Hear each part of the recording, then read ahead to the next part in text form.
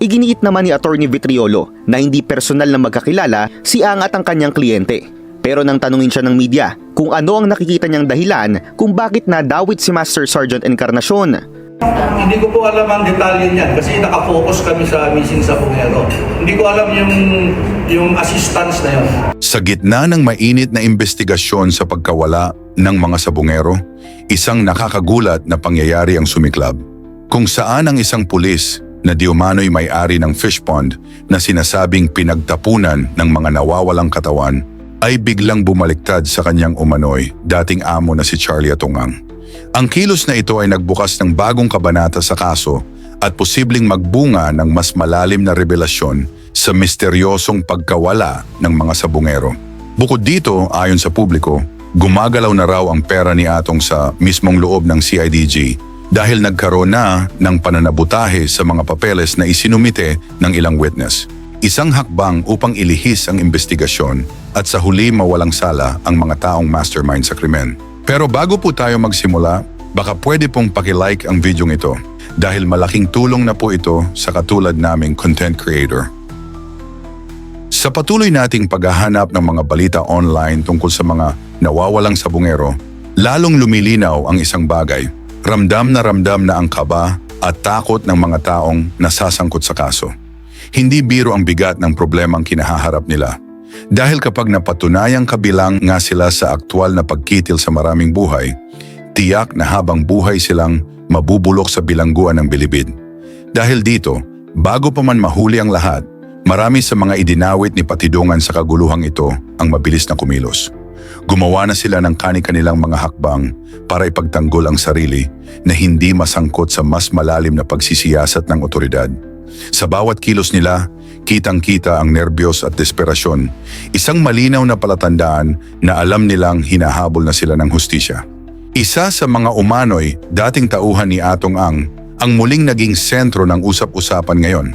Ang pulis na nagmamay-ari mismo ng fish pond na di umano'y pinaglagyan ng mga nawawalang sabongero. Sa gitna ng mainit na investigasyon, agad siyang trumaydor, pinasinungalingan niya ang lahat. Ayon sa kanyang abogado, wala umano siyang alam tungkol sa pagligpit sa mga sabongero at wala rin siyang kinalaman sa anumang mga paratang laban sa kanyang kliyente. Maaring ginawa niya ang lahat ng ito upang hindi masangkot sa isyu at para maprotektahan ang sarili at maiwasan ang anumang direktang atensyon mula sa mga otoridad. Ngunit sa kabila ng kanyang pagtatangkang takasan ang kanyang papel sa insidente, hindi siya nakaligtas sa mata ng kapulisan dahil isa rin siya sa pansamantalang sinuspinde ng NAPOLCOM sa loob ng 90 araw habang nagpapatuloy ang investigasyon. Ang suspensyong ito ay hindi lamang simbolo ng kaparusahan kundi isang malinaw na mensahe na walang sino man ang makakalusot sa harap ng batas habang siya'y nagsisikap na ipagtanggol ang sarili sa pamamagitan ng pag-deny ng lahat. Siya si Police Chief Master Sergeant Joey Natanawan Encarnacion, isang pangalan na ngayoy umiikot sa bawat diskusyon at ulat tungkol sa nawawalang mga sabongero. Ayon mismo sa whistleblower, siya ang may pinakamalaking ginampanang papel sa lahat ng kaganapan. Si Patidongan na rin mismo ang nagsabi na sa likod ng mga paratang at misteryo, si Encarnacion ay hindi inosenteng tao. Siya ang sentro sa gitna ng palaisipan kung paano at saan nagtapos ang mga nawawalang sabongero. Habang lumalalim ang investigasyon, ang pangalan niya ay hindi na basta pangalan lang.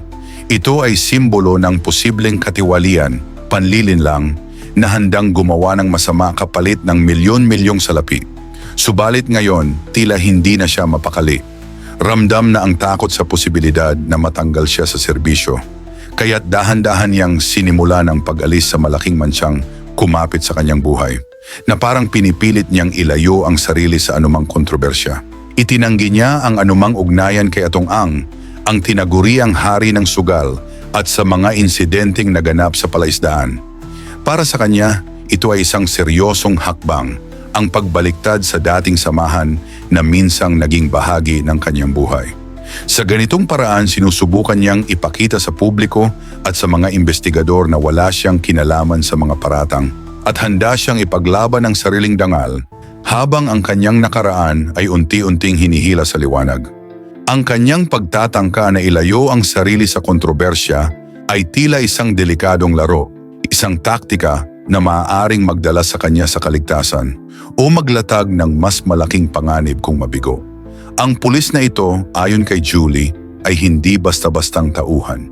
Hindi siya simpleng miyembro lang ng operasyon. Maaring marami siyang alam mula pa sa pagplano ng pagdukot sa mga sabungero hanggang sa kanilang huling hininga. Maaaring siya rin ang susi sa pagtuklas sa iba pang mga nawawala kung tuluyan niyang haharapin ang katotohanan. Posibleng alam niya kung sino-sino ang nag-utos, kung sino ang may pakana sa bawat hakbang ng operasyon, at marahil pati ang mga detalye kung paano dinala at itinago ang mga katawan. Kung pipiliin niyang maging tapat at makipagtulungan sa investigasyon, maaari niyang ilantad ang buong istruktura ng kasamaan mula sa mga mastermind hanggang sa mga tauhang nagpapatupad ng krimen. Ang kanyang kaalaman ay maaaring maging liwanag sa gitna ng dilim na magbibigay ng pag-asa sa mga pamilya ng mga nawawalang sabungero at sa paghahanap ng hustisya na matagal nang hinihintay ng marami. Ngunit paano niya ito gagawin kung sa tingin niya hindi niya kaya ang lakas ni Charlie? Kung saan ayon sa mga balita, ang koneksyon ng taong ito ay umaabot hanggang sa pinakatuktok ng gobyerno, mga ugnayang posibleng nagbigay sa kanya ng proteksyon laban sa batas.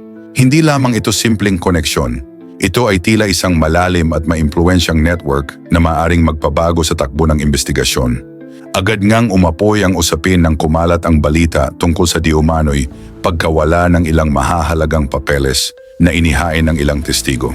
Ang mga dokumentong ito ayon sa ulat ay dapat sana'y nakarating sa Department of Justice. Ngunit sa hindi malinaw na kadahilanan, hindi na umano ito nakarating sa DOJ. Ang malaking tanong ngayon, saan napunta ang mga papeles? Sino ang may kakayahan at kapangyarihang pigilan ang mga ebidensyang ito? At bakit tila may mga kamay na pilit humaharang sa paglabas ng katotohanan? Para sa marami malinaw na ang mga pangyayaring ito na kung totoo ngang may malalim na ugnayan si Charlie sa pinakamataas na antas ng pamahalaan, hindi imposible na may mga puwersang nakalinya sa kanya na sabay-sabay kumikilos upang hadlangan ang hustisya. At kung totoo ang mga alegasyong ito, mas lalong nagiging mabigat at delikado ang kasong kinasasangkutan niya, hindi lamang dahil sa bigat ng krimen, kundi dahil sa lawak ng impluensyang maaaring nakataya. Sa dulo ng lahat ng ito, nananatili ang isang palaisipan, hanggang saan aabot ang investigasyon ng mga otoridad. At sino-sino pa kaya ang mabubunyag na nasa likod ng madugong pagkawala ng mga sabungero? Kapag napatunayang totoo ang mga paratang, hindi na lamang ito simpleng kaso ng krimen. Ito ay isang larawan ng sistemang kayang manipulahin ang hustisya ng iilang tao para protektahan ang pinakautak sa lahat, kapalit ng limpak-limpak na salapi. Ikaw, ano ang masasabi mo sa tila pagbaliktad ni Police Chief Master Sergeant Encarnacion? Isang hakbang ba ito patungo sa katotohanan o isa na namang taktika para ilihis ang investigasyon at linisin ang pangalan mula sa bingit ng pagkakakulong? At sa tingin mo, gumagana na nga ba ang pera ni Charlie upang baluktutin ang hustisya at takasan ang pagkakadawit sa kontrobersya sa isang tahimik ngunit malupit na paraan? Ikaw na ang humusga. E-comment mo yan sa ibaba at babasahin natin yan isa-isa. Hanggang dito na lamang po, maraming salamat po sa inyong lahat at mabuhay po kayo.